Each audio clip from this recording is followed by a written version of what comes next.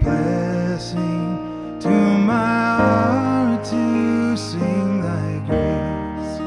Streams of mercy never ceasing, call for songs of loudest praise. Teach me some melodious song, sung by flaming tongues above.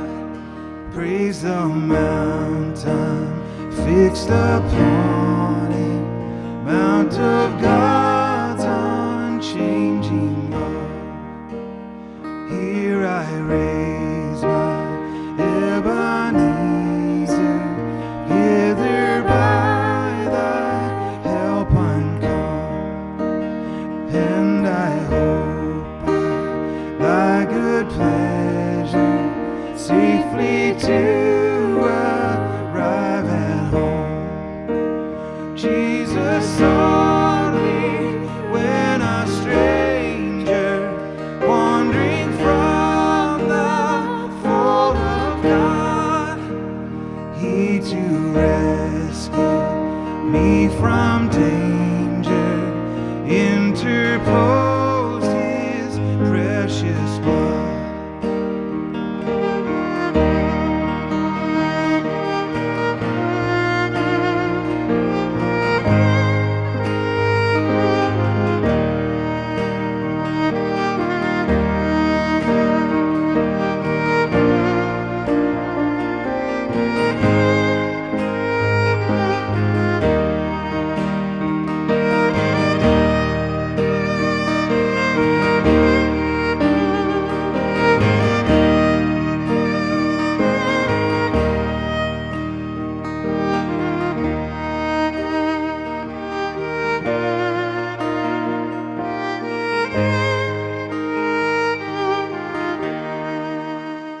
Oh, to grace, how great a debtor daily I'm constrained to be. Let that grace now, like a fetter, bind my wandering heart to thee. Prone to wander, Lord, I feel it, prone to leave the God I love. Here's my heart, Lord, take and seal it for thy courts above.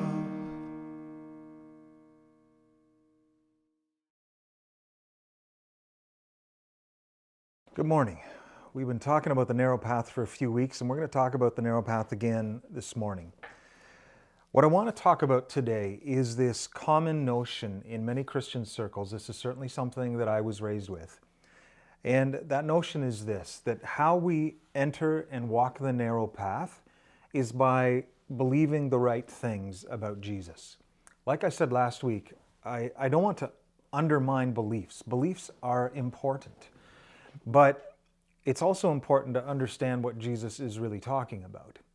So, in Matthew chapter 7 and Luke chapter 13, I think it's very clear that when Jesus is talking about the narrow path, he's talking about actually following his way, actually applying his teachings to our lives.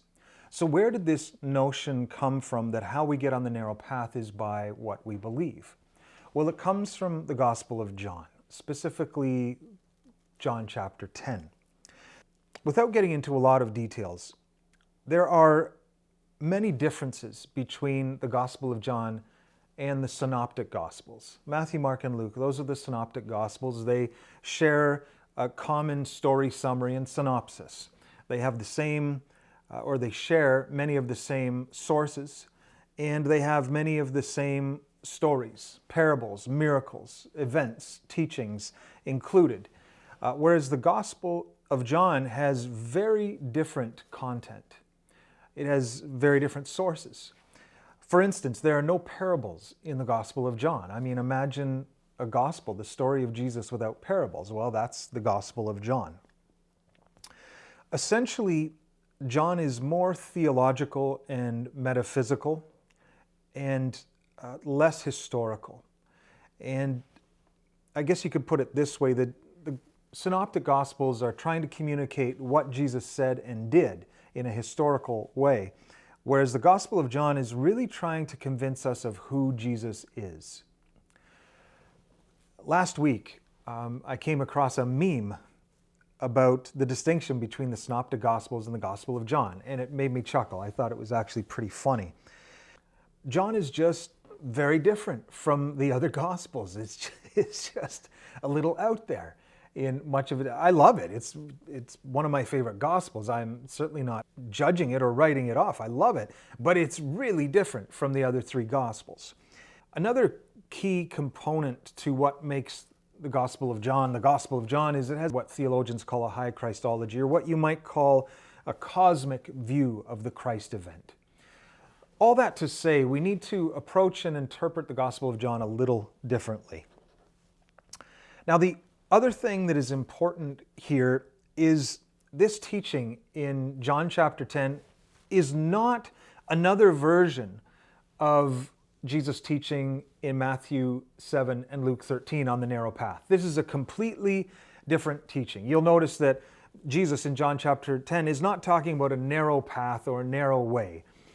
Jesus does talk about a gate and a way, and so that's why I think many Christians have used John chapter 10 to try and interpret Jesus' teachings on the narrow path in Matthew 7 and Luke 13. But I don't think that's helpful or accurate. Having said that, let's take a look at John chapter 10, what Jesus is teaching here, and how it might shed light on what Jesus is communicating about the narrow path in Matthew and Luke. Now, one more thing to consider before we jump in. Jesus compares his followers to sheep in John chapter 10. And this really turns some people off, and I get it. In fact, one of my mentors has a blog called Don't Be Sheep.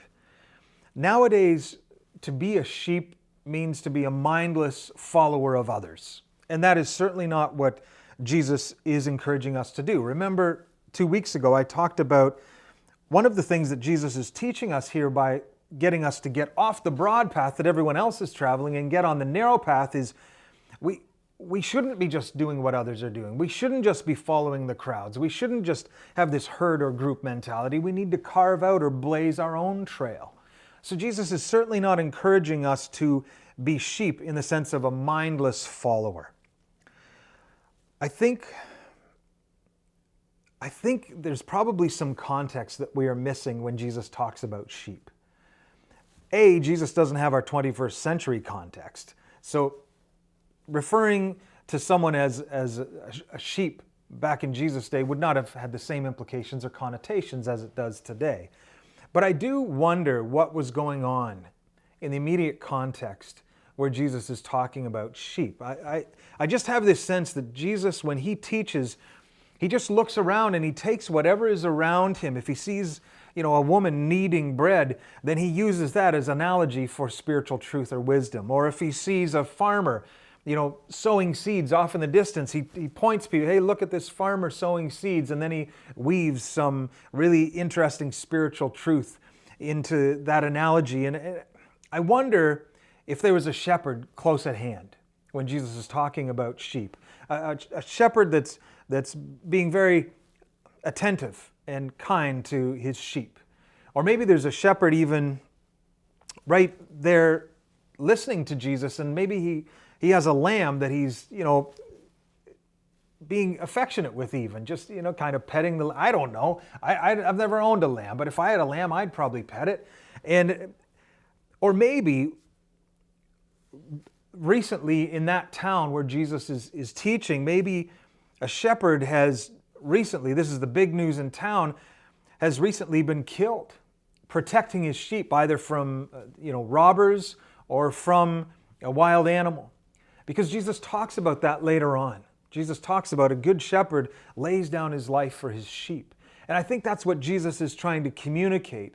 So don't try and, when you hear Jesus comparing his followers to sheep, just try and, I know it's hard to do, given what that means today. But just try and be open to what Jesus is actually trying to communicate, rather than imposing our 21st century kind of cynical postmodern perspective onto what Jesus is saying here.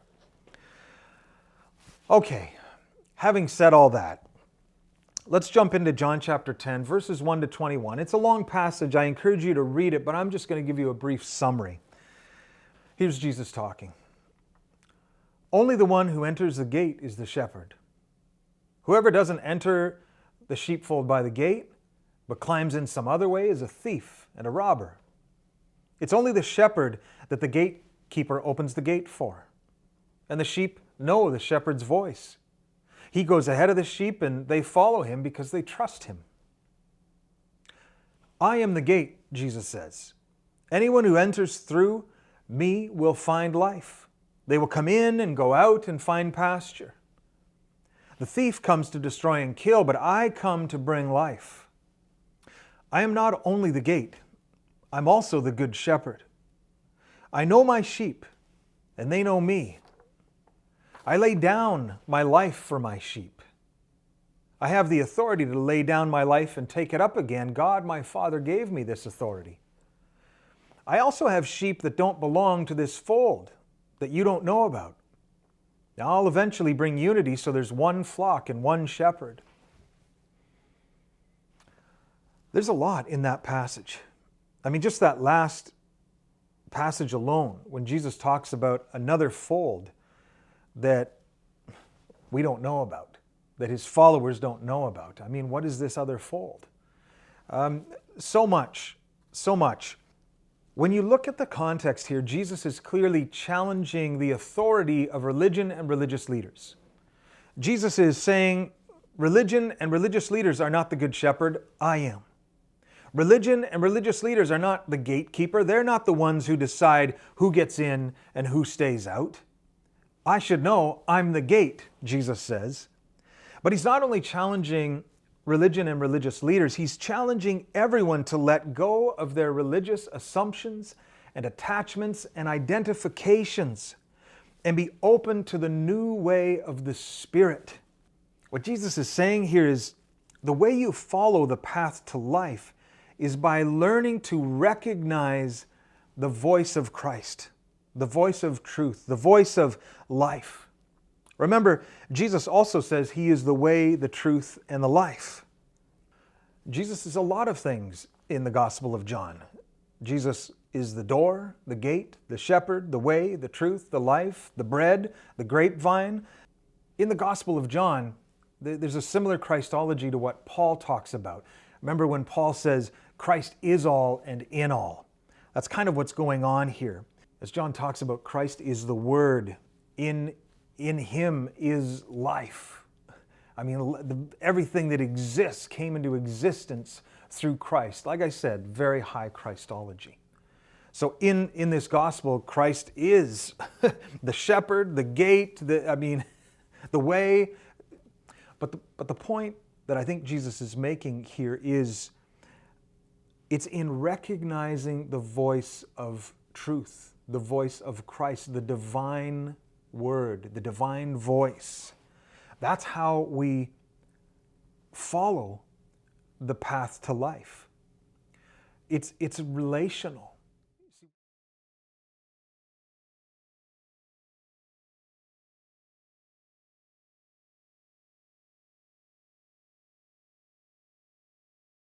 See, what Jesus is talking about here is not just about a path.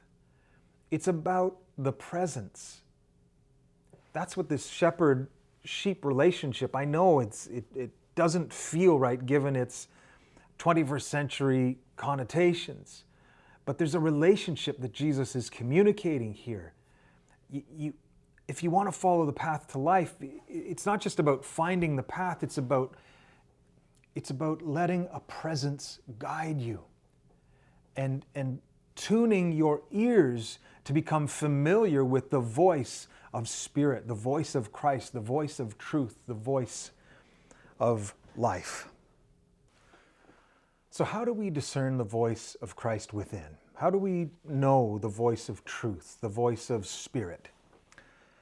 Well, it has a unique authority.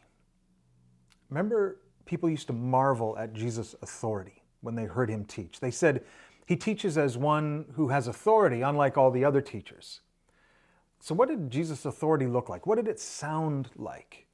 Were there no other teachers who had, confidence, bravado, who taught with passion and conviction, and who were convinced that they had the answers? Of course, there were lots of rabbis and teachers like that. That's not the kind of authority that people recognized in Jesus. The kind of authority that people recognize, whoa, this person is speaking from a different place. Speaking from a different place. And that kind of authority is about pure alignment, pure integrity, pure spirit. When Jesus spoke, he wasn't just teaching ideas or concepts or dogma from his mind. He wasn't just speaking words. He was transmitting a message that came from a deeper place. It wasn't just audible communication. There's a transmission involved here. Spiritual authority isn't the same as confidence or cleverness or intellect or passion or knowledge. It's something that resonates with people much deeper.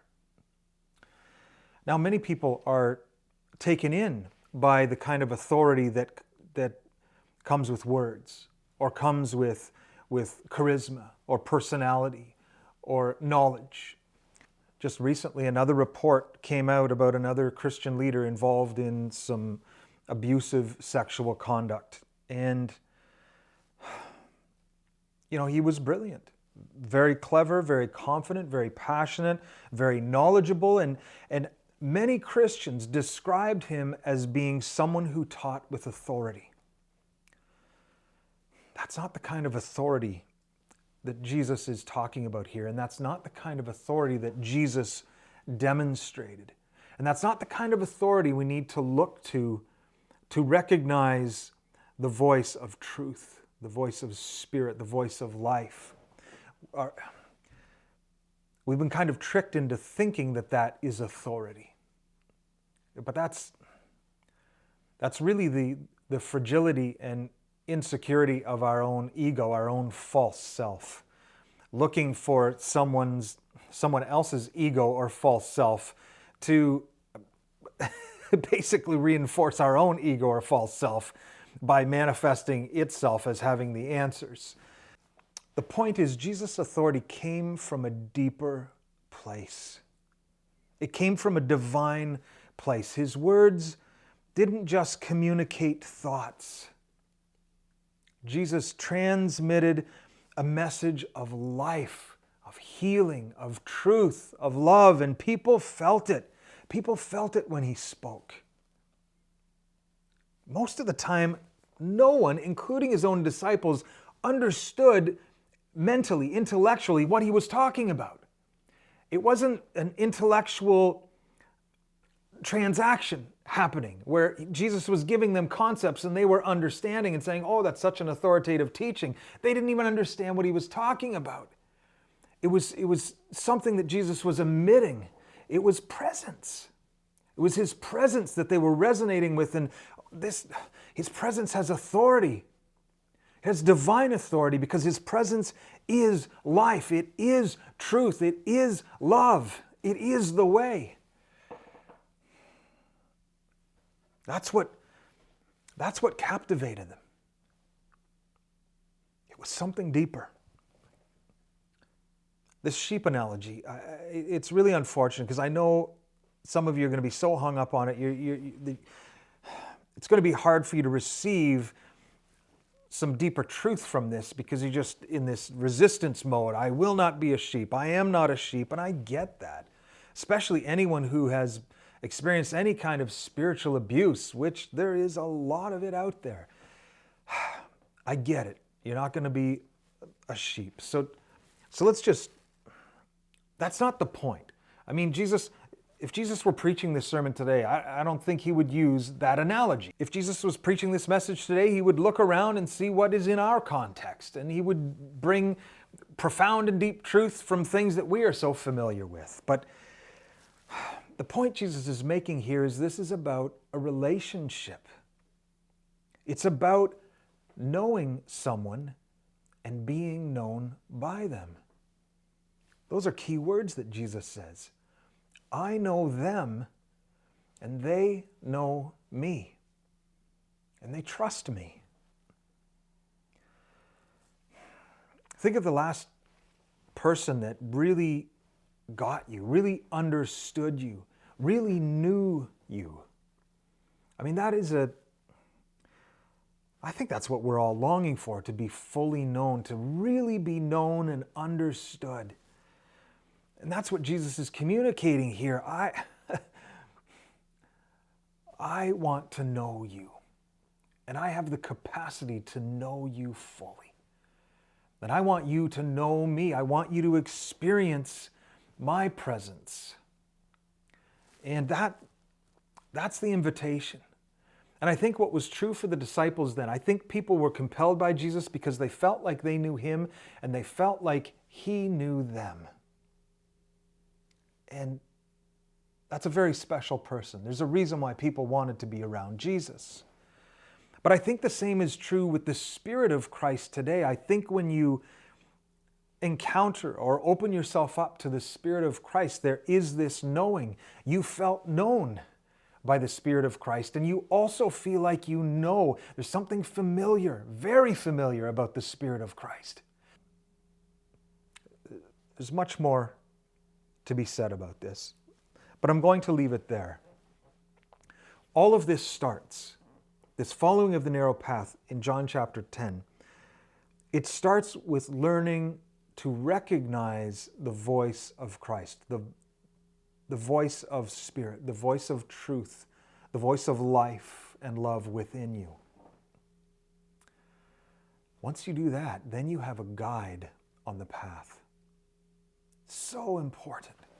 So important. The Quakers called this the inner light or the inner teacher. The Spirit of Christ, it's not just a path we're given. It's not just principles that we are given to follow. We are given a presence within us that will guide us and teach us. So important. Well, friends, that's enough. And of course, it's February 14th. So I wish you a happy National Ferris Wheel Day. Take care.